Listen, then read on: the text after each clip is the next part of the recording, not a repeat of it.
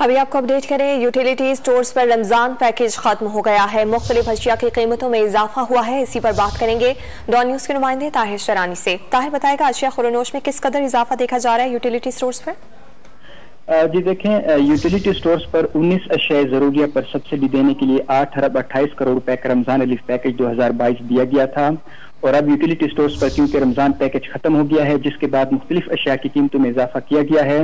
Utility stores پر دال ماش اور دال مون 10 روپے جبکہ بیسن کی فی کلو قیمت میں 20 روپے کا اضافہ کیا گیا ہے۔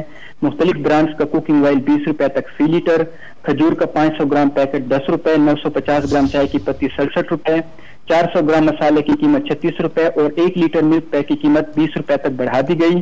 اسی طرح یوٹیلیٹی سٹورز پر سفید زیرہ 200 گرام کی قیمت میں 23 روپے، 50 گرام الائچی کی قیمت 18 روپے، لال مرچ 200 گرام 18 روپے، شیمپو 14 روپے اور 100 گرام ہلدی کی قیمت میں 4 روپے کا اضافہ کیا گیا ہے۔ اس کے علاوہ یوٹیلیٹی سٹورز پر ٹوائلٹ کلینر، مشروبات اور ڈٹرجنٹ پاؤڈر سمیت دیگر مختلف اشیاء کی قیمتوں میں بھی اضافہ کیا گیا ہے۔ یوٹیلیٹی سٹورز نے قیمتوں میں اضافے کا نوٹیفیکیشن جاری کر دیا ہے، جس کا اطلاع فوری طور پر کر دیا گیا ہے۔ طاہر بہت شکریہ آپ کا تفصیلات کے لیے۔